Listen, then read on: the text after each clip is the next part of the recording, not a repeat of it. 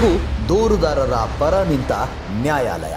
ದಕ್ಷಿಣ ಕನ್ನಡ ಜಿಲ್ಲೆಯ ಬೆಳ್ತಂಗಡಿಯಲ್ಲಿ ದಿನಾಂಕ 16 ನಾವೆಲ್ಲರೂ ಮಹಿಳಾ ಸಮಾವೇಶಕ್ಕಾಗಿ ಸೇರ್ತಾ ಇದ್ದೇವೆ. ಇವರಿಗೆ ಅದೆಷ್ಟೋ ಸಾವುಗಳಾಗಿವೆ, ನೋವುಗಳಾಗಿವೆ. ಇಲ್ಲಿ ಕೊಂದವರು ಯಾರು ಅನ್ನೋ ಪ್ರಶ್ನೆ ಮಾತ್ರ ಉಳಿದಿದೆ. ಕರ್ನಾಟಕದಾದ್ಯಂತ ಇರುವ ಎಲ್ಲಾ ಮಹಿಳೆಯರು ನಾವುಗಳೆಲ್ಲ ಸೇರ್ಕೊಂಡು ಈ ಪ್ರಶ್ನೆಗೆ ಉತ್ತರ ಕೇಳುವುದಕ್ಕೆ ಹೋಗ್ತಾ ಇದ್ದೇವೆ. ನೀವು ನಿಮ್ಮ ಜೊತೆಗಾರರನ್ನು ಸೇರ್ಕೊಂಡು ನಮ್ಮ ಹೋರಾಟದಲ್ಲಿ ಕೈಜೋಡಿಸೋದಕ್ಕೋಸ್ಕರ ಡಿಸೆಂಬರ್ 16ನೇ ತಾರೀಕು ಬೆಳ್ತಂಗಡಿಯಲ್ಲಿ ನಮ್ಮೆಲ್ಲರ ಜೊತೆಗೂಡಲು ಬನ್ನಿ. ಕೊಂದವರು ಯಾರು ಅನ್ನುವ ಪ್ರಶ್ನೆಯನ್ನ ನಾವೆಲ್ಲರೂ ಕೇಳೋಣ. ನನ್ನ ಸಹೋದರಿಯರು ಮತ್ತು ನನ್ನ ಗೆಳತಿಯರು, ಅಕ್ಕ ತಂಗಿಯರು, ನನ್ನ ಅಮ್ಮಂದಿರು ಎಲ್ಲರ ಪರವಾಗಿ ನಾನೊಂದು ನಿಮ್ಮ ಸಹಾಯ ಕೇಳಲು ಇಷ್ಟಪಡುತ್ತೇನೆ. ಯಾಕೆಂದರೆ ನಮ್ಮ ದೇಶಕ್ಕೆ ಸ್ವತಂತ್ರ ಬಂದು ಎಷ್ಟೋ ವರ್ಷಗಳೇ ಕಳೆದೋಯ್ತು. ಆದರೆ ನಮ್ಮ ಹೆಣ್ಣು ಮಕ್ಕಳಿಗೆ ಸ್ವತಂತ್ರ ಇನ್ನೂವರೆಗೂ ಸಿಗ್ಲಿಲ್ಲ. ಯಾಕೆ ಅಂತ ಅದು ನಿಮ್ಗೂ ಗೊತ್ತು, ನಮಗೂ ಗೊತ್ತು. ಯಾಕೆಂದ್ರೆ ನಾವ್ ಎಲ್ಲೂ ಪ್ರತಿಭಟಿಸಲ್ಲ, ಎಲ್ಲೂ ಅನ್ಯಾಯ ಆದಾಗ ಎದ್ ನಿಂತು ನಾವು ಪ್ರಶ್ನೆ ಮಾಡಲ್ಲ. ಅದೇ ನಮ್ಮ ವೀಕ್ನೆಸ್ ಆಗಿ ಹೋಗಿದೆ. ಅದಕ್ಕೋಸ್ಕರ ಈಗ ನಾವೆಲ್ಲರೂ ಸೇರಿ ಹೆಣ್ಣು ಮಕ್ಕಳಿಗೆ ಒಂದು ನ್ಯಾಯ ಕೊಡಿಸೋಣ ಅಂತ ಬೆಳ್ತಂಗಡಿಯಲ್ಲಿ ಡಿಸೆಂಬರ್ 16ರಂದು ನೊಂದ ಹೆಣ್ಣು ಮಕ್ಕಳಿಗೆ, ಅಂದ್ರೆ ಅತ್ಯಾಚಾರಕ್ಕೊಳಗಾಗಿ ಸತ್ತೋದವ್ರಿಗೆ, ಕೊಲೆ ಮಾಡಿದವ್ರು ಯಾರಂತ ಗೊತ್ತಿಲ್ಲ ಅಂತ ತುಂಬಾ ಅನ್ಯಾಯಗಳು ಅಲ್ಲಿ ಆಗಿದವೆ ಅಂತ ಕಣ್ಣಿಗೆ ಬಂದ ಮೇಲೂ ಸುಮ್ಮನೆ ಕುತ್ಕೊಂಡ್ರೆ ಅದು ಹೆಣ್ಣು ಮಕ್ಕಳ ಜಾತಿಗೆ ಅವಮಾನ ಅಂತ ಅನ್ಸುತ್ತೆ. ಆ ಕಾರಣದಿಂದ ನಾನು ಹೋಗ್ತಾ ಇದ್ದೇನೆ, ನೀವು ಬನ್ನಿ. ಯಾಕಂದ್ರೆ ಎಲ್ಲಾ ಕಡೆ ರೇಪ್ ಆಗಿದಾವೆ, ಮರ್ಡರ್ ಆಗಿದಾವೆ, ಅವರನ್ನು ಹಿಡಿದಿದ್ದಾರೆ, ಇವರೇ ಅಪರಾಧಿ ಅಂತ ಹೇಳಿದ್ದಾರೆ. ಇಲ್ಲಿವರೆಗೂ 13 ವರ್ಷಗಳು ಕಳೆದೋದ್ವು. ಎಷ್ಟೋ ಸರ್ಕಾರಗಳು ಬಂದ್ವು ಹೋದ್ವು. ಆದ್ರೆ ಆ ಒಬ್ಬ ಹೆಣ್ಣು ಮಗಳಿಗೆ ರೇಪ್ ಮಾಡಿದವ್ರು ಯಾರಂತ ಗೊತ್ತಾಗ್ಲಿಲ್ಲ, ಮರ್ಡರ್ ಮಾಡಿದವ್ರು ಯಾರಂತ ಗೊತ್ತಿಲ್ಲ. ಎಷ್ಟೋ ಜನರ ತಲೆ ಮೇಲೆ ಕಲ್ಲೆತ್ತಾಗಿ ಸಾಯಿಸಿದ್ದಾರೆ. ಏನೇನೋ ಎಷ್ಟೋ ಕೊಲೆಗಳಾಗಿದ್ದಾವೆ ಧರ್ಮಸ್ಥಳದಲ್ಲಿ. ಈಗ ಎಲ್ಲ ಬಯಲಿಗೆ ಬರ್ತಾ ಇದಾವೆ.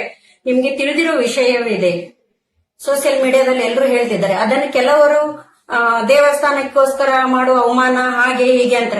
ಈಗ ಒಂದು ಜಾಗದಲ್ಲಿ ಒಬ್ಬ ವ್ಯಕ್ತಿ ಸತ್ರೆ ಆ ಜಾಗದ ಹೆಸರು ಹೇಳ್ತಾರೆ ಹೊರತು ದೇವರ ಹೆಸರು ಯಾರು ಹೇಳೋದಿಲ್ಲ. ಹಾಗಾಗಿ ನಾವು ಮಂಜುನಾಥನ ಭಕ್ತರೆ, ನಾವು ಮಂಜುನಾಥಿಗೋಸ್ಕರನೇ ಕೈ ಮುಗಿದಿದ್ದೇವೆ, ಏನೋ ಪ್ರಾರ್ಥನೆ ಮಾಡಿದ್ದೇವೆ, ಎಲ್ಲ ಕೇಳಿದ್ದೇವೆ. ಆದ್ರೆ ಆ ದೇವರಿಗೋಸ್ಕರ ನಾವು ಯಾವತ್ತೂ ಅನ್ಯಾಯದ ಮಾತನ್ನು ಹೇಳ್ತಾ ಇಲ್ಲ. ಅಲ್ಲಿ ಆಗಿರುವ ಅನ್ಯಾಯದ ಬಗ್ಗೆ ನಾವು ಪ್ರಶ್ನೆ ಮಾಡ್ತಾ ಇದ್ದೇವೆ. ಹಾಗಾಗಿ ನೀವೆಲ್ಲರೂ ತಿಳಿದಂತವರಾದ್ರೆ, ಹೆಣ್ಣು ಮಕ್ಕಳಿಗೆ ನ್ಯಾಯ ಸಿಗ್ಬೇಕು ಅನ್ನೋಂತವರಾದ್ರೆ ದಯವಿಟ್ಟು ಬಂದು ನಮ್ಗೆ ಸಹಕರಿಸಿ. ಇದೇ ಬರುವ ಡಿಸೆಂಬರ್ 16ರಂದು ನಾವೆಲ್ಲರೂ ಮಹಿಳೆಯರು, ಅದರಲ್ಲಿಯೂ ಕೂಡ ಮಹಿಳಾ ಸಂಘಟನೆಗಳು ಒಟ್ಟು ಸೇರಿಕೊಂಡು ಬೆಳ್ತಂಗಡಿ ಧರ್ಮಸ್ಥಳದಲ್ಲಿ ನಡೆದಿರುವಂತಹ ಹೆಣ್ಮಕ್ಕಳ ಅತ್ಯಾಚಾರ ಇರ್ಬೋದು, ಕೊಲೆ ಇರ್ಬೋದು, ಇದರ ನ್ಯಾಯಕ್ಕಾಗಿ ನಾವೆಲ್ಲರೂ ಹೊರಟಿದ್ದೇವೆ. ಇದರಲ್ಲಿ ಯಾವುದೇ ಜಾತಿ, ಧರ್ಮ, ರಾಜಕೀಯವಿಲ್ಲದೆ ಎಲ್ಲರೂ ಒಟ್ಟಾಗಿ ಸೇರಿಕೊಂಡು ಎಲ್ಲಾ ಅನ್ಯಾಯ ಆದ ಹೆಣ್ಮಕ್ಕಳಿಗೆ ನ್ಯಾಯ ಕೇಳುವಂತ ಒಂದು ಕಾರ್ಯಕ್ರಮ ಆಗ್ತಾ ಇದೆ. ಇದಕ್ಕಾಗಿ ನಾವೆಲ್ಲರೂ ಈ ಕಾರ್ಯಕ್ರಮದಲ್ಲಿ ಜೊತೆ ಸೇರಿ, ಕೈ ಸೇರಿಸಿ, ನಮ್ಮ ಈ ದಕ್ಷಿಣ ಕನ್ನಡ ಜಿಲ್ಲೆಯಲ್ಲ, ಇಡೀ ಕರ್ನಾಟಕ, ಇಡೀ ದೇಶದಲ್ಲಿ ಇಂತಹ ಯಾವುದೇ ಘಟನೆ ನಡೆಯದಾಗೆ ನಾವೆಲ್ಲರೂ ಎಚ್ಚೆತ್ತುಕೊಂಡು ಈ ಮಹಿಳಾ ಸಮಾವೇಶವನ್ನು ಯಶಸ್ವಿಗೊಳಿಸಬೇಕು. ಅದೇ ರೀತಿ ಅಲ್ಲಿ ನೊಂದಂತ ಹೆಣ್ಣು ಮಕ್ಕಳಿಗೆ ಎಲ್ಲರಿಗೂ ಕೂಡ ನ್ಯಾಯ ತೆಗೆಸಿಕೊಡುವಂತ ಜವಾಬ್ದಾರಿ ನಮ್ಮೆಲ್ಲರದಾಗಬೇಕು ಅಂತ ನಿಮ್ಮೆಲ್ಲರಲ್ಲಿ ಹೇಳುತ್ತೇವೆ. ಎಲ್ಲರಿಗೂ ನಮಸ್ಕಾರ. ಇವತ್ತು ನಮ್ಮ ಬಡ ಮತ್ತು ಮಧ್ಯಮ ವರ್ಗದ ಯುವ ಜನತೆ ಮತ್ತು ಯುವ ಪೀಳಿಗೆ ಭಾರೀ ಚಿಂತಿಸಬೇಕಾಗುವಂತಹ ಸಮಯ. ಯಾಕೆಂದ್ರೆ ಇವತ್ತು ಧರ್ಮ ಅಂದ್ರೆ ಅರ್ಥ ಗೊತ್ತಿಲ್ಲದೆ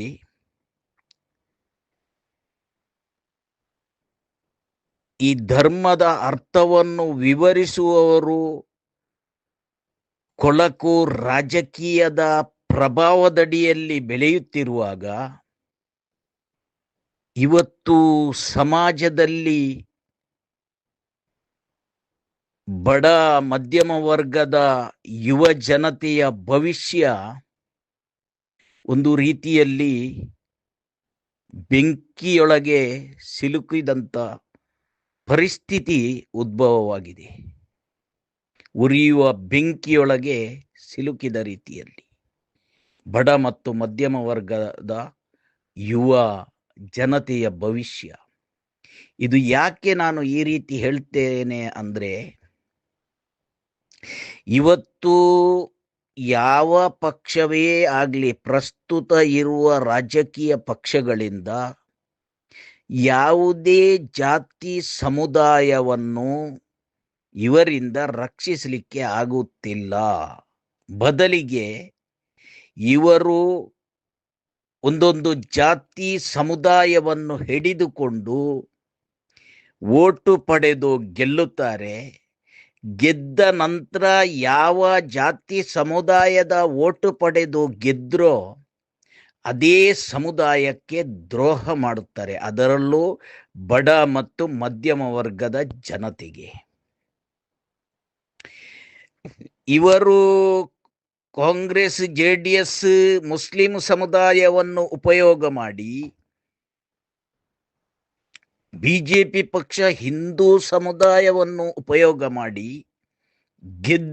ಗೆದ್ದ ನಂತರ ಕಾರ್ಯಕರ್ತರ, ನಿಷ್ಠಾವಂತ ಪ್ರಾಮಾಣಿಕರ ರಾತ್ರಿ ಹಗಲು ಬೈಗಳನ್ನು ತಿಂದು ಗೆಲ್ಲಲು ಕಾರಣರಾದಂಥ BJP, JDS, ಕಾಂಗ್ರೆಸ್ನ ನಾಯಕರು ಗೆದ್ದ ನಂತರ ಹಿಂದೂ ಸಮುದಾಯದೊಟ್ಟಿಗೂ ಮುಸ್ಲಿಂ ಸಮುದಾಯದೊಟ್ಟಿಗೂ ದೊಡ್ಡ ದೊಡ್ಡ ವ್ಯಾಪಾರ ಮಾಡಿಕೊಂಡು ಅವರು ಐಷಾರಾಮಿ ಜೀವನದಲ್ಲಿ ತೊಡಗಿಕೊಂಡಿರುತ್ತಾರೆ. ಆದರೆ ಇಲ್ಲಿ ಚುನಾವಣೆಯ ಸಮಯ ಅಥವಾ ಹತ್ತಿರ ಬರುವಾಗ ಅಥವಾ ಇನ್ನಿತರ ಸಭೆ ಸಮಾರಂಭಗಳಲ್ಲಿ BJP ಪಕ್ಷ ಒಂದು ಸಮುದಾಯವನ್ನು ಬೈಯುತ್ತಾ ದ್ವೇಷ ಭಾಷಣ ಮಾಡುತ್ತಾ ಇದ್ದುಕೊಂಡು ಅದಕ್ಕೆ ಮತ್ತೊಂದು ಜಾತ್ಯತೀತ ಎಂಬ ಹಣೆಪಟ್ಟಿ ಇಟ್ಟು ತಿರುಗುತ್ತಿರುವಂಥ ಪಕ್ಷ JDS ಆಗಲಿ ಕಾಂಗ್ರೆಸ್ ಆಗಲಿ ಇವರುಗಳು ಅದನ್ನು ಸರಿಪಡಿಸಬೇಕಾದಲ್ಲಿ ಅಡ್ಜಸ್ಟ್ಮೆಂಟ್ ರಾಜಕೀಯ ಮಾಡಿಕೊಂಡು ಯಾವುದೇ ತಪ್ಪು ಮಾಡಿದವನಿಗೆ ಇವತ್ತು ಶಿಕ್ಷೆ ಸಿಗದಾಗೆ ಮಾಡುವ ವ್ಯವಸ್ಥೆ ಈ ಕೊಳಕು ರಾಜಕೀಯದಿಂದ ಆಗುತ್ತಿದೆ. ಇವತ್ತು ಕೆಲವೊಂದು ಆರ್ಟಿಕಲ್ ನೀವು ನೋಡಬೇಕು. ಇವರು ಹೀಗೆ ಕೇವಲ ಒಂದು ರಾಜಕೀಯ ಪಕ್ಷವನ್ನು ಗೆಲ್ಲಿಸುವ ಉದ್ದೇಶ ಹೊರತು ಈ ಸಮಾಜದಲ್ಲಿ ಪ್ರತಿ ಸಮುದಾಯವು ಸೌಹಾರ್ದತೆಯಿಂದ ಬದುಕಬೇಕು ಅಥವಾ ನನ್ನ ಸಮುದಾಯ ಒಂದು ಒಳ್ಳೆಯ ರೀತಿಯಲ್ಲಿ ಇಲ್ಲಿ ಯುವ ಜನತೆಗೆ ಭವಿಷ್ಯ ರೂಪಿಸಿಕೊಂಡು ಅಭಿವೃದ್ಧಿ ಪಥದಲ್ಲಿ ಮುಂದಿನ ಭವಿಷ್ಯ ಬಂಗಾರವಾಗಿ ಆಗಬೇಕು ಅಂತ ಆ ಚಿಂತನೆ ಈ ಯಾವುದೇ ಪಕ್ಷಗಳಿಗೂ ಇಲ್ಲ. ನಾನು ಯಾಕೆ ಹೇಳಿದೆ ಅಂತ ಹೇಳಿದರೆ, ಇವತ್ತು ಆರ್ಟಿಕಲ್ ನಾನು ಇತ್ತೀಚೆಗೆ ಒಂದು ಆರ್ಟಿಕಲ್ ನೋಡಿದೆ. ಇಲ್ಲಿ ಹಿಂದೂಗಳ ಮಾರಣ ಹೋಮ ಆಗ್ತಿದೆ. ನೀವು ತಪ್ಪು ತಿಳಿದುಕೊಳ್ಳಬಾರದು, ನಾನು ಯಾವುದೇ ಪಕ್ಷವನ್ನು ಸಮರ್ಥಿಸಿ ಮಾತಾಡುತ್ತಿಲ್ಲ, ನಾನು ಯಾವುದೇ ಪಕ್ಷದಲ್ಲಿ ಪ್ರಸ್ತುತ ಇಲ್ಲ, ನಾನು ತಟಸ್ಥನಾಗಿದ್ದೇನೆ. ಆದರೆ ಇಲ್ಲಿ ನಿಮಗೆ ಗೊತ್ತುಂಟು, ಒಂದು ಉದಾಹರಣೆ, ಅತಿ ದೊಡ್ಡ ಉದಾಹರಣೆ, ಕ್ರೂರ ರೀತಿಯ ದುರಂತ ಘಟನೆ, ಇಡೀ ವಿಶ್ವವೇ ಎದ್ದು ನೋಡುವಂಥ ಪರಿಸ್ಥಿತಿ ನಮ್ಮ ರಾಜ್ಯದಲ್ಲಿ, ಅದರಲ್ಲೂ ಹಿಂದೂ ಸಮುದಾಯದ ಪವಿತ್ರ ಕ್ಷೇತ್ರವಾದಂಥ ಧರ್ಮಸ್ಥಳದ ಆವರಣದಲ್ಲಿ ಸೌಜನ್ಯ ಎಂಬ ಹೆಣ್ಮಗಳ ಅತ್ಯಾಚಾರ ಕ್ರೂರ ರೀತಿಯಲ್ಲಿ ನಡೆದು, ಅದೇ ರೀತಿ ಅಲ್ಲಿ ಸಹಸ್ರ ಸಂಖ್ಯೆಯಲ್ಲಿ ಅತ್ಯಾಚಾರ ಅನಾಚಾರಗಳು ಆ ಪವಿತ್ರ ಕ್ಷೇತ್ರದ ಗ್ರಾಮದ ಆವರಣದೊಳಗೆ ನಡೆಯುತ್ತಿದ್ರು. ಹಿಂದೂ ಪಕ್ಷ ಅಂತ ಹೇಳುವ BJP ಪಕ್ಷ ಅದನ್ನು ಚಿಂತಿಸುವುದಿಲ್ಲ. ಅದರ ಬಗ್ಗೆ ಕಾಂಗ್ರೆಸ್ ಪಕ್ಷವೂ ಚಿಂತಿಸುವುದಿಲ್ಲ. ಈ ಕರಾವಳಿಯ ಕಾಂಗ್ರೆಸ್ ನಾಯಕರು ಅದರ ಬಗ್ಗೆ ಚಿಂತಿಸುತ್ತಿಲ್ಲ. JDS ನಾಯಕರು ಅಥವಾ ಯಾವುದೇ ಪಕ್ಷದ ನಾಯಕರು ಈ ಧರ್ಮಸ್ಥಳ ಗ್ರಾಮದ ಆವರಣದೊಳಗೆ ಆದಂತ ಹಿಂದೂಗಳಿಗೆ ಆದಂತ ಒಂದು ಕ್ರೂರ ರೀತಿಯ ಪರಿಸ್ಥಿತಿ ಯನ್ನು ಎಲ್ಲ ಪಕ್ಷಗಳು ಒಗ್ಗಟ್ಟಾಗಿ ಎದುರಿಸ್ತಿದೆ.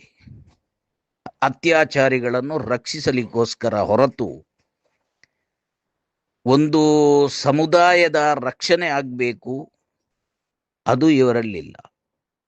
ಆದ್ರೆ ಆರ್ಟಿಕಲ್ ಬರೆದು ಇವರು ಕಳಿಸ್ತಾರೆ. ಯಾಕೆ? ಇವರಿಗೆ ಓಟು ಬೇಕು. ಇವರಿಗೆ ಹಿಂದೂ ಪಕ್ಷ ಅಂತ ಹೇಳುವ ಬಿಜೆಪಿ ಗೆಲ್ಬೇಕು ಒಟ್ರಾಸಿ. ನಾನು ಎಷ್ಟೋ ಸಂಘಟನೆಗಳು ಉಂಟು, ಬಜರಂಗ ದಳ ಆಗಲಿ, ಈ ಹಿಂದೂ ಸಮಾಜಕ್ಕೆ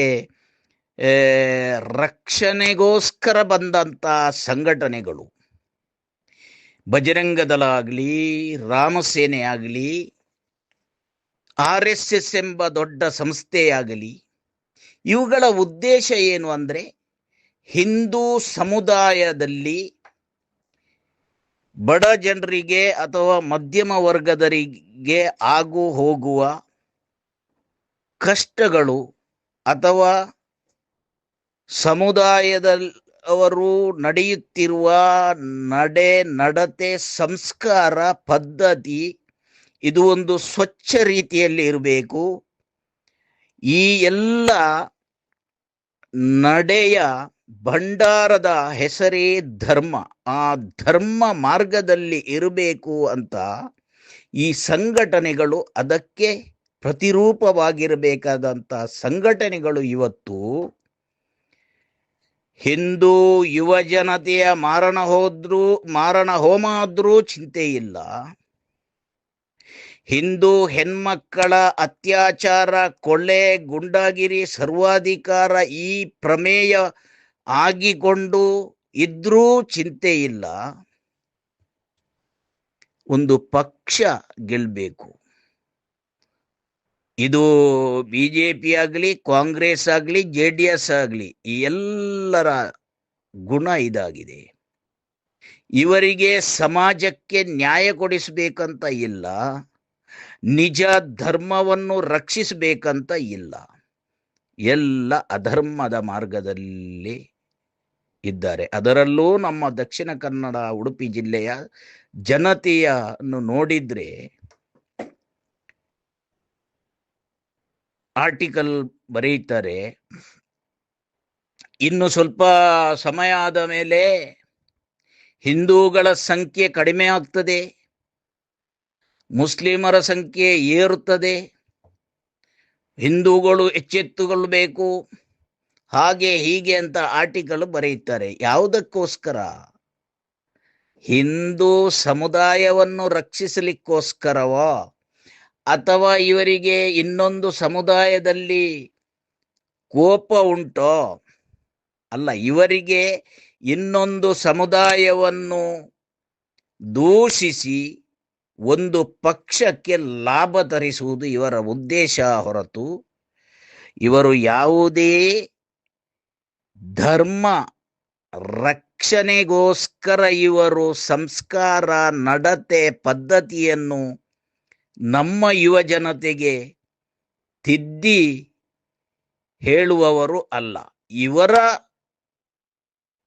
ಅಜೆಂಡಾ ಏನಂದ್ರೆ ಹೇಳಿದ್ರೆ, ಒಟ್ರಾಸಿ ಒಂದು ಸಮುದಾಯ ಇನ್ನೊಂದು ಸಮುದಾಯವನ್ನು ದೂಷಿಸಿದಾಗ ಈ ಬಡ ಮಧ್ಯಮ ವರ್ಗದ ಪಾಪ ಯುವ ಜನತೆಯ ಆ ಬಿಸಿ ರಕ್ತ ಸಮಯದಲ್ಲಿ ಅವರು ಹೊಡಿ ಬಡಿ ಕಡಿ ಅಂತ ಅದನ್ನು ಕೇಳಿ ಪಾಪ ಎಲ್ಲ ಯುವ ಜನತೆಗಳು ಜೈಲು ಪಾಲಾಗಿ ಅವರ ಒಂದು ಭವಿಷ್ಯವನ್ನೇ ಹಾಳು ಮಾಡಿಕೊಳ್ಳುತ್ತಾ ಇದ್ದಾರೆ.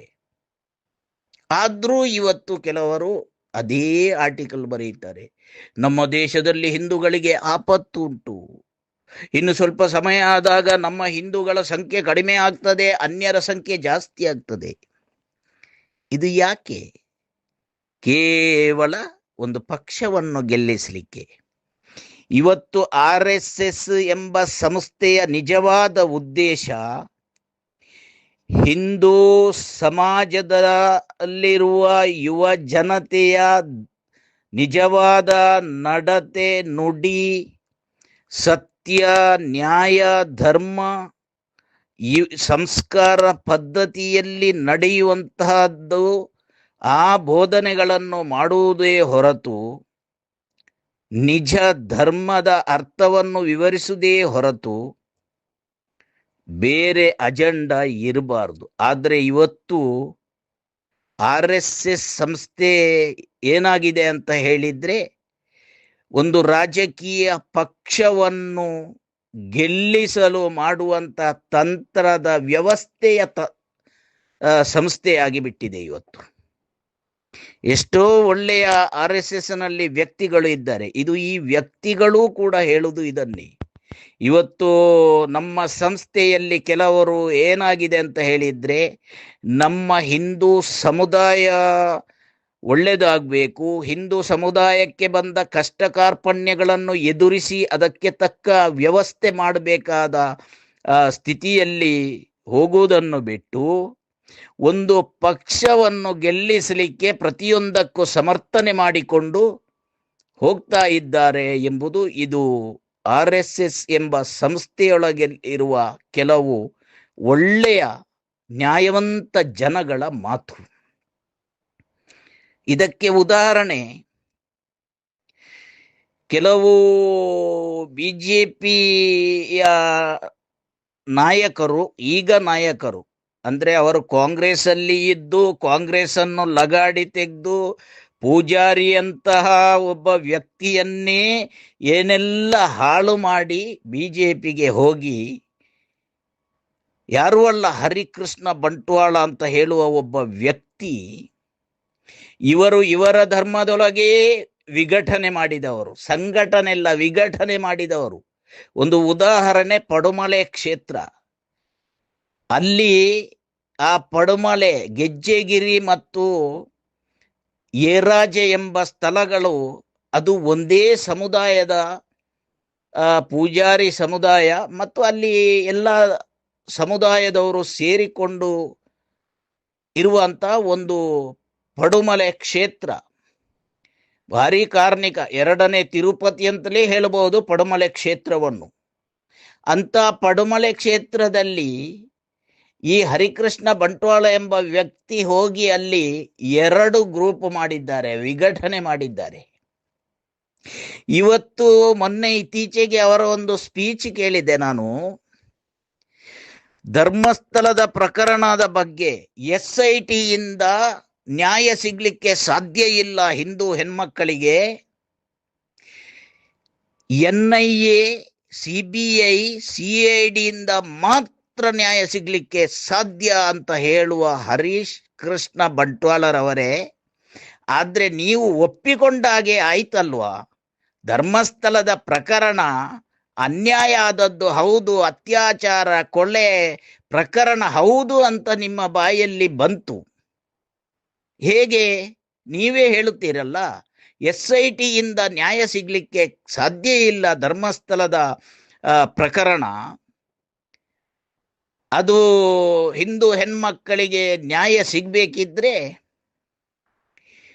NIA, CBI, CID ಇಂದ ಮಾತ್ರ ಸಾಧ್ಯ ಅಂತ. ಆದ್ರೆ ನೀವು ಒಪ್ಪಿಕೊಂಡ ಹಾಗೆ ಆಯ್ತಲ್ವ ಸ್ವಾಮಿ, ಧರ್ಮಸ್ಥಳದಲ್ಲಿ ಅನ್ಯಾಯ ಆಗಿದೆ ಅಂತ. ಕೇವಲ ನಾಟಕದ ವಿಚಾರಗಳು ಇರ್ಲಿ, ಧರ್ಮ ರಕ್ಷಣೆ, ಕ್ಷೇತ್ರ ರಕ್ಷಣೆ ಅಂತ ಹೇಳ್ತೀರಿ. ಪ್ರತಿ ಕ್ಷಣವೂ ಮುಸ್ಲಿಂ ಸಮುದಾಯಕ್ಕೆ ನೀವು ಬೈತೀರಿ.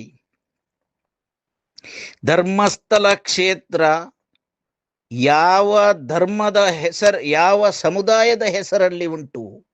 ಒಂದು ಹಿಂದೂ ಸಮುದಾಯದ ಮಂಜುನಾಥ ಅಣ್ಣಪ್ಪ ಸ್ವಾಮಿಯ ಆ ಕಾರ್ಣಿಕ ಕ್ಷೇತ್ರದ ಆ ಸ್ಥಳ ಅಥವಾ ದೇವಸ್ಥಾನ ಯಾವ ಸಮುದಾಯದ ಹೆಸರಲ್ಲಿ ಉಂಟು ಅಂತ ಈ ಧರ್ಮ ರಕ್ಷಣೆ, ಕ್ಷೇತ್ರ ರಕ್ಷಣೆ ಅಂತ ಬೊಬ್ಬೆ ಹೊಡೆದಿದ್ದವರು ಉತ್ತರಿಸಬೇಕು.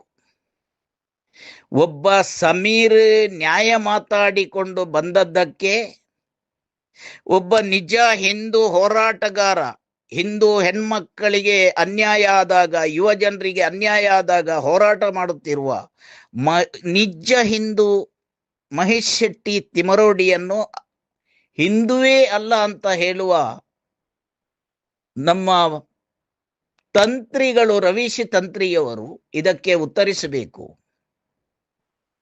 ಒಂದು ಸಭೆಯಲ್ಲಿ ವಜ್ರದೇಹಿ ಸ್ವಾಮೀಜಿಯವರು ಕೂಡ ಇದ್ದಾರೆ. ಅಲ್ಲಿ ಒಬ್ಬ ಹೋರಾಟಗಾರ ಹಿಂದೂ ನಾಯಕ ಮಹೇಶ್ ಶೆಟ್ಟಿ ತಿಮರೋಡಿಯನ್ನು ಒಬ್ಬ ಕಚಡ ಮಾಧ್ಯಮದ ರಾಕೇಶ್ ಶೆಟ್ಟಿ ಅಶ್ಲೀಲ ಪದಗಳಿಂದ ಬೈಯುವಾಗ ಧರ್ಮ ಬೋಧನೆ ಮಾಡುವಂತ ವಜ್ರದೇವಿ ಸ್ವಾಮೀಜಿಯವರು ಅದನ್ನು ನೋಡಿ ನಗುತ್ತಾ ಇದ್ದಾರೆ ಅಂತ ಹೇಳಿದ್ರೆ ಇವರು ಯಾವ ಧರ್ಮವನ್ನು, ಯಾವ ಸಮುದಾಯವನ್ನು ಉದ್ಧಾರ ಮಾಡುವವರು ಅಂತ ನಾವು ತಿಳಿದುಕೊಳ್ಳಬೇಕಾಗಿದೆ ಇವತ್ತು. ಅದೇ ರೀತಿ ಪ್ರತಿ ಕ್ಷಣವೂ ಮುಸ್ಲಿಮರ ವಿಷಯದಲ್ಲಿ ಮಾತಾಡುವ ಇವರು ಧರ್ಮಸ್ಥಳ ಕ್ಷೇತ್ರ ರಕ್ಷಣೆ ಜನಜಾಗೃತಿ ಸಭೆ ಮಾಡಿದವರು. ಸಮೀರ್ ಬಂದ್ರೆ ಹಾಗೆ ಆದೀತು ಹೀಗೆ ಆದೀತು ಅಂತ ಹೇಳಿದವರು. ಮೊನ್ನೆ ಅದೇ ಧರ್ಮಸ್ಥಳಕ್ಕೆ ಅದೇ ಹೆಗಡೆಯವರು ಅಹಮ್ಮದ್ ತನ್ವೀರ್ ಉಲ್ಲಾನನ್ನು ಹೂಹಾರ ಹಾಕಿ ಸನ್ಮಾನಿಸಿದಾಗ ಆ ಮುಸ್ಲಿಂ ಏನೂ ತೊಂದರೆ ಮಾಡ್ಲಿಕ್ಕಿಲ್ವ ನಿಮಗೆ? ಆ ಮುಸ್ಲಿಮರಲ್ಲಿ ಹೇಗೆ ವಿಶ್ವಾಸ ಬಂತು? ನಿಮಗೆ ಯಾವ ಮುಸ್ಲಿಮನಲ್ಲೂ ವಿಶ್ವಾಸ ಬರದವರು ಅಹಮ್ಮದ್ ತನ್ವೀರ್ ಉಲ್ಲಾ ಎಂಬ ಮುಸ್ಲಿಂನಲ್ಲಿ ನಿಮಗೆ ಹೇಗೆ ವಿಶ್ವಾಸ ಬಂತು? ಅವನನ್ನು ಹೇಗೆ ನೀವು ಮಾಲೆ ಹೂಹಾರ ಹಾಕಿ ಧರ್ಮಸ್ಥಳದಲ್ಲಿ ಸ್ವಾಗತ ಮಾಡಿದ್ದೀರಿ? ಇದಕ್ಕೆ ಪ್ರತಿಯೊಬ್ಬರು ಉತ್ತರಿಸಬೇಕಾಗಿದೆ. ಕ್ಷಣ ಕ್ಷಣವೂ ಅನ್ಯರನ್ನು ದೂಷಿಸುತ್ತಾ ಒಂದು ಪಕ್ಷದ ಬೆಳವಣಿಗೆಗೆ ಮಾತಾಡ್ತೀರಲ್ವಾ? ನಿಜವಾದ ನಮ್ಮ ಹಿಂದೂ ಸಮಾಜವನ್ನು ರಕ್ಷಿಸುವ ಮಾತು ಮಾತಾಡಿ. ನಮ್ಮ ಜಿಲ್ಲೆ ದಕ್ಷಿಣ ಕನ್ನಡ, ಉಡುಪಿ ಜಿಲ್ಲೆ, ಇಲ್ಲಿ ಮಹೇಶ್ ಶೆಟ್ಟಿ ಅಂತ, ಪ್ರವೀಣ್ ವಾಳ್ಕೆಯವರಂಥ ನಾಯಕರು ಉದ್ಭವ ಆಗಬೇಕಾಗ್ತದೆ. ಕೇವಲ ಏನೆಲ್ಲ ನಾನು ಹಿಂದೂ ಹಿಂದೂ ಅಂತ ಹೇಳಿ ಕಾರ್ಯಕ್ರಮ ಮಾಡಿಕೊಂಡು ಒಬ್ಬ ಹಿಂದೂವನ್ನೇ ಕಾರ್ಯಕ್ರಮದಲ್ಲಿ ತೇಜೋವಧೆ ಮಾಡುವಂತ ವ್ಯವಸ್ಥೆಗಳು ಆಗ್ತದೆ ಅಂತ ಹೇಳಿದ್ರೆ ಯಾವ ಧರ್ಮವನ್ನು ನೀವು ರಕ್ಷಿಸಲಿಕ್ಕೆ ಹೊರಟಿದ್ದೀರಿ? ನೀವು ಧರ್ಮವನ್ನು ರಕ್ಷಿಸಲಿಕ್ಕೆ ಹೊರಟದ್ದಲ್ಲ, ನೀವು ಒಂದು ರಾಜಕೀಯ ವ್ಯವಸ್ಥೆಯನ್ನು ರಕ್ಷಿಸುವುದು. ನಿಮಗೆ ರಾಜಕೀಯದಲ್ಲಿ ಬೆಳವಣಿಗೆ ಆಗಬೇಕು, ಹುದ್ದೆ ಸಿಗಬೇಕು, ಸೀಟು ಸಿಗಬೇಕು, ಅಧಿಕಾರ ಸಿಗಬೇಕು. ಇದಕ್ಕೋಸ್ಕರ ನೀವು ಇವತ್ತು ಒಂದೊಂದು ಸಮುದಾಯವನ್ನು ಬಲಿ ಕೊಡ್ತಾ ಇದ್ದೀರಿ. ಜಾತ್ಯತೀತ ಪಕ್ಷ ಅಂತ ಹೇಳಿಕೊಂಡು ಮುಸ್ಲಿಂ ಸಮುದಾಯವನ್ನು ಬಲಿ ಕೊಡುತ್ತಾ ಇದ್ದೀರಿ. ಹಿಂದೂ ಪಕ್ಷ ಅಂತ ಹೇಳಿಕೊಂಡು ಬಿಜೆಪಿಯವರು ಹಿಂದೂಗಳನ್ನು ಬಲಿ ಕೊಡುತ್ತಾ ಇದ್ದೀರಿ. ನೀವು ನಿಜವಾದ ಹಿಂದೂ ಪಕ್ಷದ ಉದ್ಧಾರಕರು ಆದ್ರೆ ಧರ್ಮಸ್ಥಳದಲ್ಲಿ ಆದಂತ ಪ್ರಕರಣ ನಿಮಗೆ ಏನು ಕಣ್ಣು ಕಾಣಿಸುತ್ತಿಲ್ವಾ? ಎಲ್ಲೆಲ್ಲಿಂದ ನೀವು ಎಲ್ಲೆಲ್ಲಿಗೆ ಮಾತಾಡುತ್ತೀರಿ? ಪಾರ್ಲಿಮೆಂಟ್ನಲ್ಲಿ ಇದೇ ಹಿಂದೂ ಸಮುದಾಯದ ಓಟಿನಿಂದ ಗೆದ್ದು ಬಂದಂಥ ಎಂಪಿಗಳು ಅಧಿವೇಶನದಲ್ಲಿ ಪಾರ್ಲಿಮೆಂಟಲ್ಲಿ ಧರ್ಮಸ್ಥಳದ ವಿಷಯದಲ್ಲಿ ಒಂದೇ ಒಂದು ಮಾತು ಎತ್ತಿದ್ದುಂಟ? ಧರ್ಮಸ್ಥಳದಲ್ಲಿ ಸೌಜನ್ಯ ಸಮೇತ ಎಷ್ಟೋ ಹೆಣ್ಮಕ್ಕಳ ಮಾರಣ ಹೋಮ ಆದದ್ದಕ್ಕೆ ನ್ಯಾಯ ಸಿಗಬೇಕು ಅಂತ ನೀವು ಪಾರ್ಲಿಮೆಂಟ್ ಅಲ್ಲಿ ಸಂಸದರಾಗಲಿ ಅಧಿವೇಶನದಲ್ಲಿ MLAಗಳಾಗಲಿ ಈ ಬಿಜೆಪಿಯವರು ಮಾತು ಎತ್ತಿದ್ದುಂಟಾ? ಅಲ್ಲ, ಕಾಂಗ್ರೆಸ್ನವರು JDSನವರು ಈ ಬಗ್ಗೆ ಚರ್ಚೆ ಮಾಡಿದ್ದು ಉಂಟ ಅಧಿವೇಶನ ಪಾರ್ಲಿಮೆಂಟ್ ಅಲ್ಲಿ. ಇಡೀ ವಿಶ್ವವೇ ನೋಡುತ್ತಿದೆ ಧರ್ಮಸ್ಥಳದ ಪ್ರಕರಣ, ಸೌಜನ್ಯ ಸಮೇತ ಎಷ್ಟೋ ಹೆಣ್ಮಕ್ಕಳ ಮಾರಣ ಹೋಮ ಆಗಿದೆ. ಇದರ ಬಗ್ಗೆ ಯಾರೂ ಮಾತಾಡುವವರಿಲ್ಲ. ಇವತ್ತಿಗೂ ರಾಜಕೀಯ ಪಕ್ಷವನ್ನು ಗೆಲ್ಲಿಸಲಿಕ್ಕೋಸ್ಕರವೇ ತಾಲೀಮು ನಡೆಯುತ್ತಿದೆ. ಯಾಕೆ ನಾಟಕ? ಮೊನ್ನೆ ಉಡುಪಿಗೆ ಪ್ರಧಾನಮಂತ್ರಿ ಬಂದ್ರು. ಅಲ್ಲಿ ಹಿಂದೂಗಳೊಳಗೆಯೇ ಸರಿ ಇಲ್ಲ. 2 ಸ್ವಾಮೀಜಿಗಳು ಕಾರ್ಯಕ್ರಮ ಮಾಡಿದ್ರೆ ಮತ್ತೆ ಉಳಿದ 6 ಸ್ವಾಮೀಜಿಗಳು ಅಲ್ಲಿ ಹಾಜರೇ ಆಗಿಲ್ಲ. ಅಲ್ಲಿ ಕನಕ ಕಿಂಡಿಯ ಬಂಗಾರದ ಕವಚ ಯಾರು ನೀಡಿದ್ದಾರೋ ಪಾಪ ಅಂತವರಿಗೆ ಅಲ್ಲಿ ಅವಕಾಶವೇ ಕೊಡ್ಲಿಲ್ಲ. ಏನು ಅವರು ನಿಮ್ಮ ಇದರಲ್ಲಿ ಹಿಂದೂ ಸಮುದಾಯದಲ್ಲಿ ಸೇರುವುದಿಲ್ವಾ? ನಿಮ್ಮ ಹಿಂದೂ ಸಮುದಾಯದಲ್ಲಿ ಜೈನರು ಸೇರ್ತಾರೆ ಅಂತೆ ನಿಮ್ಮ ಅನುಕೂಲ ಶಾಸ್ತ್ರದಲ್ಲಿ. ಒಬ್ಬ ಮೊಗವೀರ ಹಿಂದೂ ಸಮುದಾಯದಲ್ಲಿ ಸೇರುವುದಿಲ್ವಾ? ಇದೆಲ್ಲ ಇವತ್ತು ನಾವೆಲ್ಲ ಚಿಂತಿಸಬೇಕಾಗ್ತದೆ. ಯಾಕೆಂದ್ರೆ ಇವತ್ತು ಈ ಕೊಳಕು ರಾಜಕೀಯಗಳಿಗೆ ನ್ಯಾಯ ಬೇಡ, ಸತ್ಯ ಬೇಡ, ನಿಜ ಧರ್ಮ ಮಾರ್ಗ ಬೇಡ. ಇವರಿಗೆ ಸ್ವಾರ್ಥ, ಹುದ್ದೆ, ಅಧಿಕಾರ, ಅವರವರ ಐಷಾರಾಮಿ ಜೀವನ ಮಾತ್ರ. ಇಲ್ಲಿ ಬಡವರು, ಮಧ್ಯಮ ವರ್ಗದವರು, ಯುವ ಪೀಳಿಗೆಯ ಭವಿಷ್ಯ ಬೆಂಕಿಯಲ್ಲಿ ಉರಿಯಲಿ, ಅವರಿಗೆ ತೊಂದರೆ ಇಲ್ಲ, ನಾಯಕರುಗಳಿಗೆ ತೊಂದರೆ ಇಲ್ಲ. ಇದು ಎಲ್ಲಾ ಪಕ್ಷದ ಹಣೆಬರ ಈ ರೀತಿಯಾಗಿದೆ. ಮತ್ತೆ ಮಧ್ಯವರ್ಜನ ಶಿಬಿರ, ಈ ಧರ್ಮಸ್ಥಳದ ವಿಷಯದಲ್ಲಿ ನಾನು ನಿಮಗೆ ಹೇಳ್ತೇನೆ. ಮಧ್ಯವರ್ಜನ ಶಿಬಿರ, ಈ ವೀರೇಂದ್ರ ಹೆಗಡೆಯವರಿಗೆ ನಾನು ಬಹಳ ಗೌರವ ಕೊಡುತ್ತಾ ಇದ್ದವ. ಮಧ್ಯವರ್ಜನ ಶಿಬಿರ ಅಂತ ಹೇಳುವ ಒಂದು ಕಾನ್ಸೆಪ್ಟಿಗೆ ನಾನು ತುಂಬಾ ಗೌರವ ಕೊಟ್ಟವ. ಇದೇ ಪಡುಮಲೆ ಕ್ಷೇತ್ರ ಸುಳ್ಯಪ್ಪದು ಎಂಬಲ್ಲಿ ನಾನು ಕೂಡ ಒಂದು ಬಾರ್ ಅಂಡ್ ರೆಸ್ಟೋರೆಂಟ್ ಮಾಡಲಿಕ್ಕೆ 1 ಲಕ್ಷ ಸರಕಾರಕ್ಕೆ ಹಣ ಕಟ್ಟಿದ್ದೆ. ಎಸ್.ಎಂ. ಕೃಷ್ಣರವರು ಮುಖ್ಯಮಂತ್ರಿ ಆಗಿದ್ದಾಗ.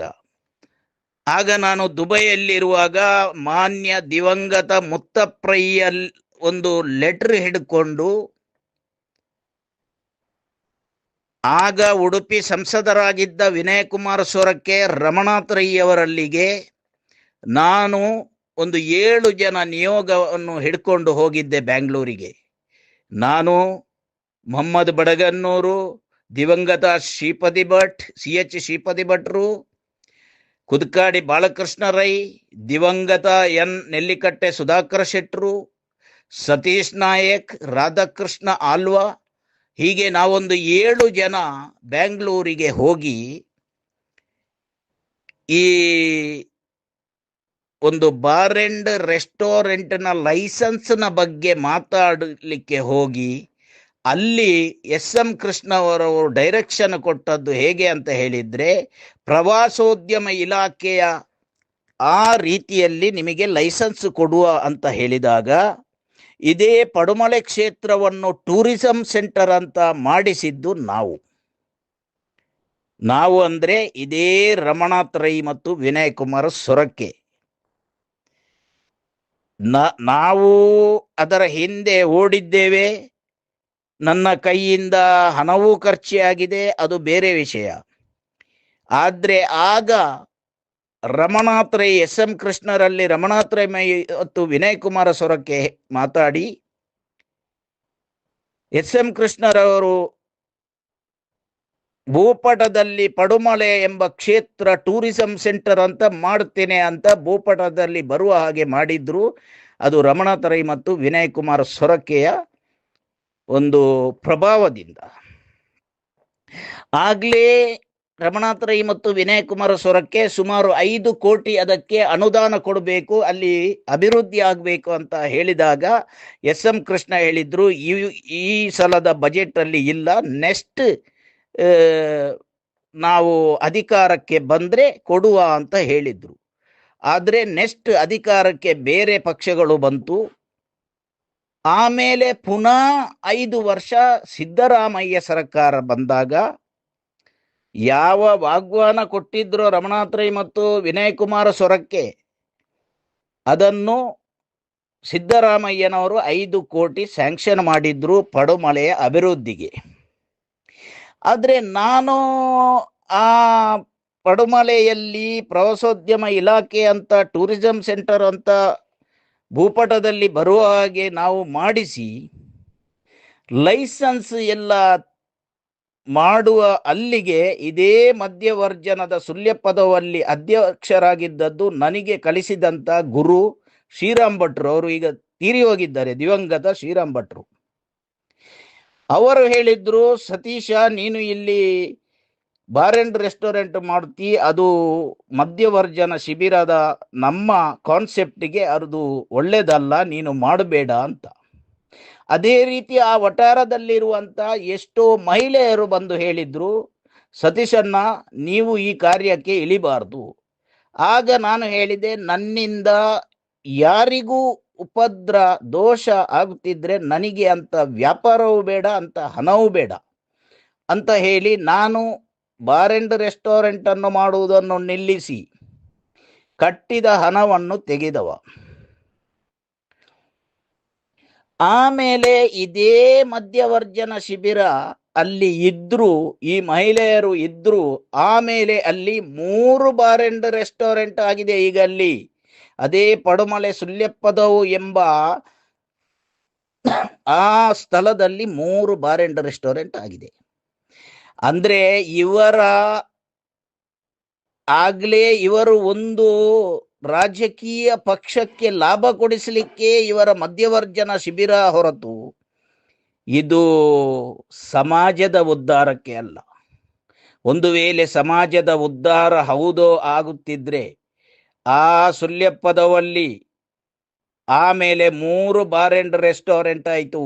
ಅದು ಹೇಗೆ ಆಯಿತು? ಅದಕ್ಕೆ ಯಾಕೆ ಈ ಮಧ್ಯವರ್ಜನ ಶಿಬಿರದವರು ಉತ್ತರಿಸಿಲ್ಲ? ಯಾಕೆ ಅಲ್ಲಿಯ ಗ್ರಾಮ ಪಂಚಾಯತ್ನವರು ಉತ್ತರಿಸಿಲ್ಲ? ಯಾಕೆ ಆ ನನ್ನಲ್ಲಿ ಹೇಳಿದಂಥ ಮಹಿಳೆಯರು ಅಬ್ಜೆಕ್ಷನ್ ಮಾಡಿಲ್ಲ? ಇದೆಲ್ಲ ನಾವು ಹೇಳಬೇಕಾಗ್ತದೆ. ಅಂದ್ರೆ ರಾಜಕೀಯ ತಂತ್ರ. ಇಲ್ಲಿ ಧರ್ಮ ಅಂತ ತಾಂಟಿಸಿಕೊಂಡು ಹಾಕುವುದೇ ಒಂದು ಗುರಿಯಾಗಿದೆ. ನಾವು ಹೇಳಲಿಕ್ಕೆ ಹೋದ್ರೆ ತುಂಬಾ ಉಂಟು. ಇಲ್ಲಿ ಏನೆಲ್ಲ ನಡೆಯುತ್ತದೆ ಅಂತ ಹೇಳಿದ್ರೆ, ನಿಜವಾದ ಧರ್ಮದ ಅರ್ಥ ನಮ್ಮ ಯುವ ಜನತೆಗೆ ತಿಳಿಸದ ಕಾರಣ ಇವತ್ತು ಯುವ ಜನತೆಯ ಭವಿಷ್ಯ ಹಾಳಾಗ್ತಾ ಇದೆ. ಇವತ್ತು ಹಿಂದೂ ಸಮುದಾಯಕ್ಕೆ ಒಳಪಟ್ಟಂತ ಸಂಸ್ಥೆಗಳು, ಅದು RSS ಆಗಲಿ, ಬಜರಂಗ ದಳ ಆಗಲಿ, ರಾಮ್ ಸೇನೆ ಆಗಲಿ, ಅವರು ಹಿಂದೂ ಸಮುದಾಯದ ರಕ್ಷಕರು ಆಗಿರ್ಬೇಕೇ ಹೊರತು ಒಂದು ಕೊಳಕು ರಾಜಕೀಯ ಪಕ್ಷದ ವ್ಯವಸ್ಥೆಯ ರಕ್ಷಕರು ಆಗಿರಬಾರದು. ಅದು ಮುಸ್ಲಿಂ ಸಮುದಾಯ ಕೂಡ ಹಾಗೆ. ಮುಸ್ಲಿಂ ಸಮುದಾಯ ಅಂತ ಹೇಳಿದ್ರೆ ಅದು ಅವರ ಜಾತಿಯ ರಕ್ಷಣೆಗೆ ವ್ಯವಸ್ಥೆ ಸಮುದಾಯ ಆಗಬೇಕೇ ಹೊರತು ಒಂದು ಕೊಳಕು ಪಕ್ಷದ ವ್ಯವಸ್ಥೆಯ ಸಮುದಾಯ ಆಗಬಾರ್ದು. ಇವತ್ತು ನಮ್ಮ ದೇಶ ರಾಜ್ಯದಲ್ಲಿ ಆಗುತ್ತಿರುವುದು ಇದು. ಹಿಂದೂ ಸಮುದಾಯ ಆಗಲಿ, ಮುಸ್ಲಿಂ ಸಮುದಾಯ ಆಗಲಿ, ಇದೊಂದು ರಾಜಕೀಯ ಪಕ್ಷದ ಬೆಳವಣಿಗೆಯ ವ್ಯವಸ್ಥೆಯ ಸಂಸ್ಥೆಗಳಾಗಿವೆ. ಇದರಿಂದ ಬಡ ಮಧ್ಯಮ ವರ್ಗ ಯುವ ಜನತೆಯ ಭವಿಷ್ಯ ಹಾಳಾಗ್ತಿದೆ. ಶ್ರೀಮಂತರ ಭವಿಷ್ಯ ಹಾಳಾಗುತ್ತಿಲ್ಲ. ಶ್ರೀಮಂತರು, ಮುಸ್ಲಿಂ ಸಮುದಾಯವು, ಹಿಂದೂ ಸಮುದಾಯವು ಎಲ್ಲರೂ ಶ್ರೀಮಂತರು ಒಟ್ಟಿಗೆ ಸೇರಿಕೊಂಡು ಅವರವರ ವ್ಯಾಪಾರ ಮಾಡಿಕೊಂಡು ಒಳಗಿಂದ ಒಳಗೆ ಅಡ್ಜಸ್ಟ್ಮೆಂಟ್ ರಾಜಕೀಯ ಮಾಡಿಕೊಂಡು ಐಷಾರಾಮಿ ಜೀವನ ಮಾಡಿಕೊಂಡು ಮೆರೆಯುತ್ತಾ ಇದ್ರೆ, ಇಲ್ಲಿ ಬಡ ಮಧ್ಯಮ ವರ್ಗ ಕಾರ್ಯಕರ್ತರನ್ನು ಬಲಿಪಶು ಮಾಡಿ ಅವ ಕಾಂಗ್ರೆಸ್, ಅವ BJP, ಅವ JDS ಅಂತ ಒಬ್ಬನ ಮುಖ ಒಬ್ಬ ನೋಡದ ರೀತಿಯಲ್ಲಿ ಮಾಡಿಕೊಂಡು, ಹೊಡಿ ಬಡಿ ಕಡಿ ಮಾಡಿಕೊಂಡು, ಯುವ ಜನತೆಯ ಮಾರಣ ಹೋಮ ಮಾಡಿಕೊಂಡು, ಹೆಣ್ಮಕ್ಕಳ ಅತ್ಯಾಚಾರ, ಕೊಲೆ, ಗುಂಡಾಗಿರಿ, ಸರ್ವಾಧಿಕಾರ ಮಾಡಿಕೊಂಡು, ಇದಕ್ಕೆಲ್ಲ ಕಾರಣ ಈ ಕೊಳಕು ರಾಜಕೀಯ ವ್ಯವಸ್ಥೆಗಳು.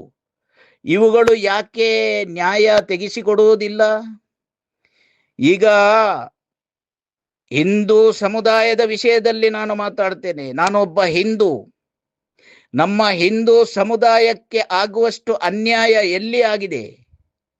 ಒಂದು ಪ್ರಕರಣ ಉದಾಹರಣೆ ಧರ್ಮಸ್ಥಳದ್ದು.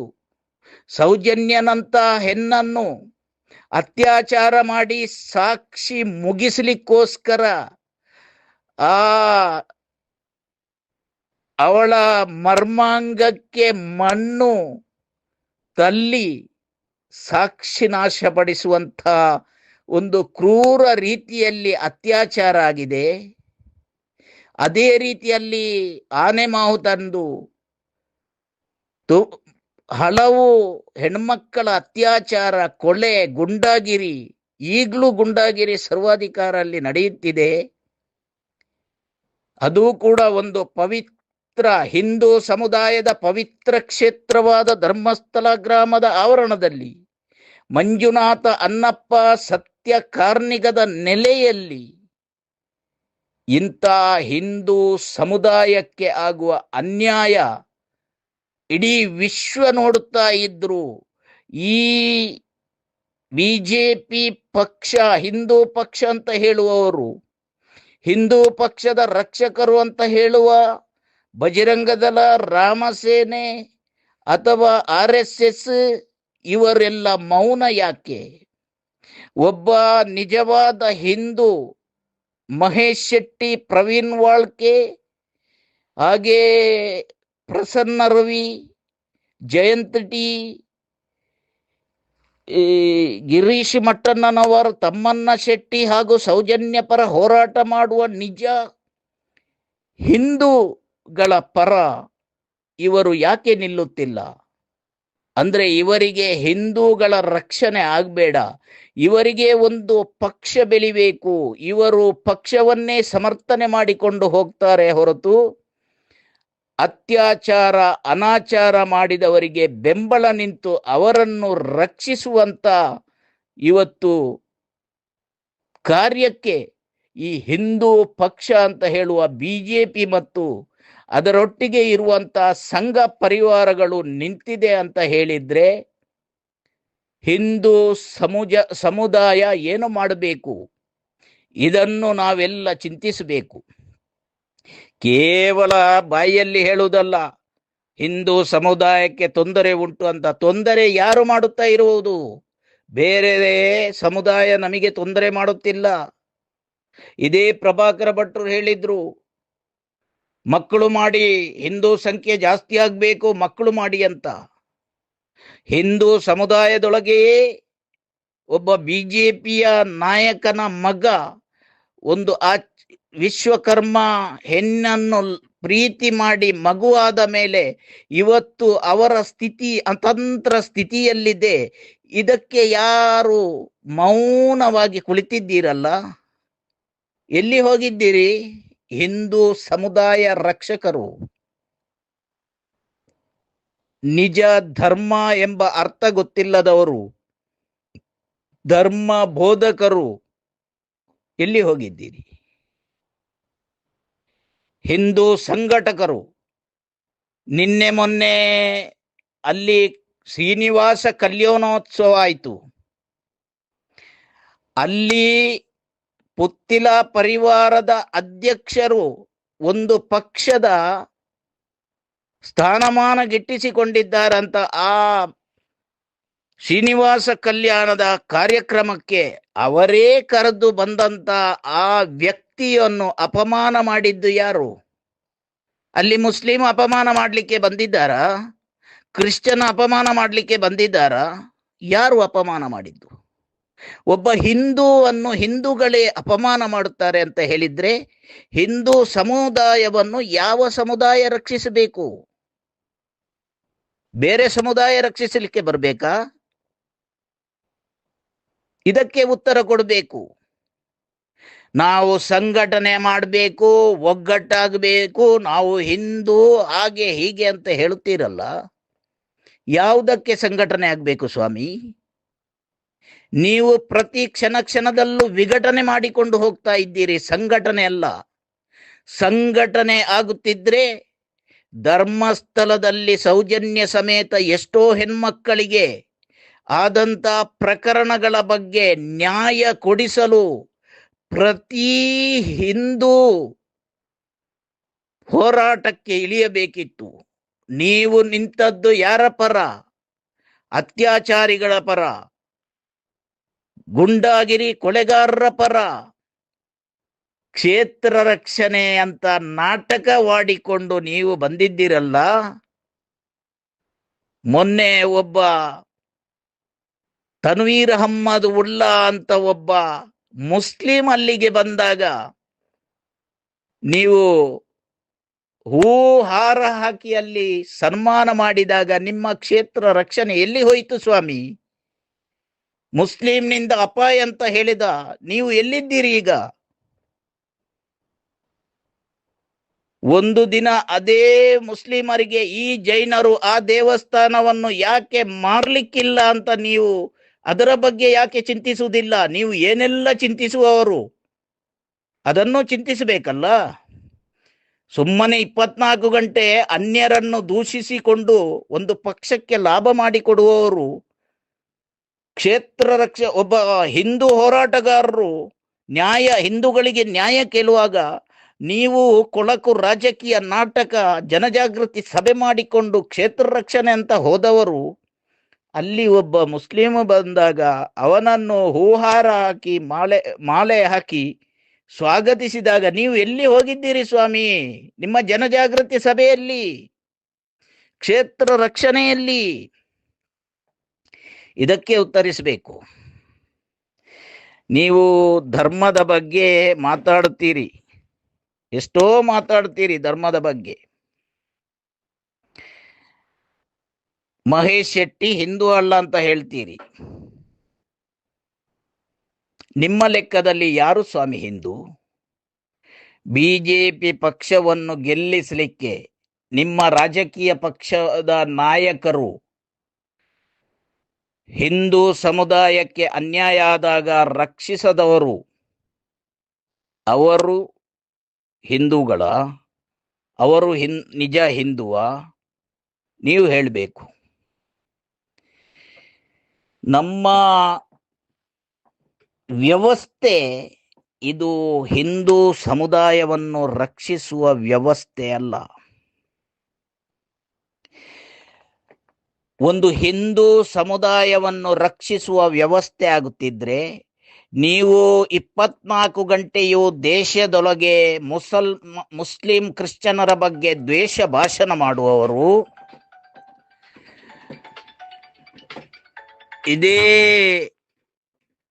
ನಮ್ಮ ಬಿಜೆಪಿ ಸರ್ಕಾರ ಇನ್ನೊಂದು ಮುಸ್ಲಿಂ ದೇಶಕ್ಕೆ ಕೋಟಿ ಕೋಟಿ ಅನುದಾನ ಕೊಡ್ತದೆಲ್ಲ, ಅಫ್ಘಾನಿಸ್ತಾನ ಅಂತ ದೇಶಕ್ಕೆ. ಅವರು ಮುಸ್ಲಿಮರಲ್ವಾ? ನೀವು ಇಲ್ಲಿ 24 ಗಂಟೆ ಮುಸ್ಲಿಮರ ಹತ್ರ ಮಾತಾಡಬಾರ್ದು, ಮುಸ್ಲಿಮರ ಬಗ್ಗೆ ನಾವು ದೂರ ಇರಬೇಕು, ನಮಗೆ ಅವರು ಆಪತ್ತು ಅಂತ ಹೇಳುವವರು ನೀವೇ. ಅಫ್ಘಾನಿಸ್ತಾನ ಮುಸ್ಲಿಂ ಒಂದು ರಾಷ್ಟ್ರಕ್ಕೆ ಕೋಟಿ ಕೋಟಿ ಅನುದಾನ ಕೊಡ್ತಿದ್ದೀರಿ ಅಂದರೆ ನೀವು ಯಾವ ಸಮುದಾಯವನ್ನು ರಕ್ಷಣೆ ಮಾಡಲಿಕ್ಕೆ ಹೊರಟಿದ್ದೀರಿ? ನಿಮಗೆ ಅದೇ ಹಣವನ್ನು, ನಿಮಗೆ ಹಿಂದೂ ಸಮುದಾಯದಲ್ಲಿ ಅಷ್ಟು ಪ್ರೀತಿ ಇದ್ದರೆ ಈ ದೇಶ ರಾಜ್ಯದಲ್ಲಿ ಎಷ್ಟು ಬಡವರು ಹಿಂದೂಗಳು ಇಲ್ಲ, ಎಷ್ಟು ಕಷ್ಟ ಕಾರ್ಪಣ್ಯದಲ್ಲಿ ಹಿಂದೂಗಳು ಇದ್ದಾರೆ. ಆ ಹಿಂದೂಗಳಿಗೆ ಅಫ್ಘಾನಿಸ್ತಾನಕ್ಕೆ ಕೋಟಿ ಕೋಟಿ ಕೊಟ್ಟ ಅನುದಾನವನ್ನು ಹಿಂದೂಗಳಿಗೆ ಹಂಚುತ್ತಿದ್ದರೆ ಒಂದು ಎಲ್ಲಿನಷ್ಟಾದ್ರೂ ಹಿಂದೂ ಸಮುದಾಯ ಒಳ್ಳೆದಾಗ್ತಿತ್ತಲ್ವಾ? ಬಡ ಮಧ್ಯಮ ವರ್ಗದ ಹಿಂದೂ ಯುವ ಜನತೆಯ ಭವಿಷ್ಯ ಸ್ವಲ್ಪ ಸುಧಾರಿಸುತ್ತಿತ್ತಲ್ವಾ? ಎಲ್ಲಿ ಹಿಂದೂ ಧರ್ಮ ರಕ್ಷಣೆ ಅಂತ ಹೇಳ್ತೀರಿ, ಇಲ್ಲಿ 24 ಗಂಟೆ ಅನ್ಯರನ್ನು ದೂಷಿಸುತ್ತೀರಿ, ಹೊರ ರಾಷ್ಟ್ರದ ಅನ್ಯರಿಗೆ ಕೋಟಿ ಕೋಟಿ ಅನುದಾನ ಮಾಡ್ತೀರಿ. ಈ ದೇಶವನ್ನು ಹೊರ ರಾಷ್ಟ್ರಗಳಿಗೆ ಮುಗಿಸಲಿಕ್ಕೆ ಯಾವುದು ಬೇಡ ಸ್ವಾಮಿ. ಕೇವಲ ಒಬ್ಬ ಮುಸ್ಲಿಂ ಆತಂಕವಾದಿಯನ್ನು ಒಳಗೆ ನುಗ್ಗಿಸಿ ಏನಾದರೂ ಮಾಡಿದ್ರೆ ನಮ್ಮ ಒಳಗೆ ಹಿಂದೂ ಮುಸ್ಲಿಂ ಗಲಾಟೆ ಶುರುವಾಗ್ತದೆ. ಅದೇ ಅಜೆಂಡಾ. ಇದು ಯಾಕೆ ಅರ್ಥ ಆಗುತ್ತಿಲ್ಲ ನಮ್ಮ ದೇಶದ ಈ ಧರ್ಮ ರಕ್ಷಕರಿಗೆ? ಇದು ಅರ್ಥ ಮಾಡಿಕೊಳ್ಬೇಕು. ವಿರೋಧ ದೇಶಗಳಿಗೆ ಅಸ್ತ್ರ ನಮ್ಮ ದೇಶದ್ದು ಏನು ಅಂದ್ರೆ ಹಿಂದೂ ಮುಸ್ಲಿಮರನ್ನು ತಾಂಟಿಸಿ ಹಾಕುವುದು. ಈ ಹಿಂದೂ ಮುಸ್ಲಿಮರನ್ನು ತಾಂಟಿಸಿ ಹಾಕುವ ಮೂಲ ಕಾರಣ ಈ ಕೊಳಕು ರಾಜಕೀಯ ಪಕ್ಷಗಳು. ಆದ ಕಾರಣ ನಾನು ಕಿವಿಮಾತು ಹೇಳುತ್ತೇನೆ ಎಲ್ಲರಿಗೂ, ಈ ಕೊಳಕು ರಾಜಕೀಯ ಪಕ್ಷಗಳಿಂದ ಯಾವುದೇ ಸಮುದಾಯ ಉದ್ಧಾರ ಆಗಲಿಕ್ಕೆ ಸಾಧ್ಯ ಇಲ್ಲ. ಇದು ಹಿಂದೂ ಸಮುದಾಯ, ಮುಸ್ಲಿಂ ಸಮುದಾಯ, ಕ್ರಿಶ್ಚಿಯನ್ ಸಮುದಾಯದ ಒಳಗೆ ವೈರಾಗ್ಯ ಹುಟ್ಟಿಸಿ ಇವರು ವೋಟ್ ಬ್ಯಾಂಕ್ ಮಾಡಿಕೊಂಡು ಗೆದ್ದು ಸ್ವಾರ್ಥ ಸಾಧನೆ ಸಾಧಿಸಿಕೊಂಡು ಹುದ್ದೆ ಅಧಿಕಾರ ಅಲಂಕರಿಸಿಕೊಂಡು ಇವರ ಐಷಾರಾಮಿ ಜೀವನ ಮಾಡಿಕೊಂಡು ಇವರು ಬಾಳುತ್ತಾರೆ ಹೊರತು ಬಡ ಮಧ್ಯಮ ವರ್ಗ ಯುವ ಜನತೆಗೆ ಈ ರಾಜಕೀಯ ಪಕ್ಷಗಳಿಂದ ಎಲ್ಲಿನಷ್ಟೂ ಪ್ರಯೋಜನ ಆಗುವುದಿಲ್ಲ ಅಂತ ನಾನು ಹೇಳಲಿಕ್ಕೆ ಬಯಸುತ್ತೇನೆ. ಆದ ಕಾರಣ ಹಿಂದೂ ಹಿಂದೂ ಅಂತ ಹೇಳುವವರಿಗೆ ನಾನು ಒಂದು ಕಿವಿ ಮಾತು ಹೇಳ್ತೇನೆ.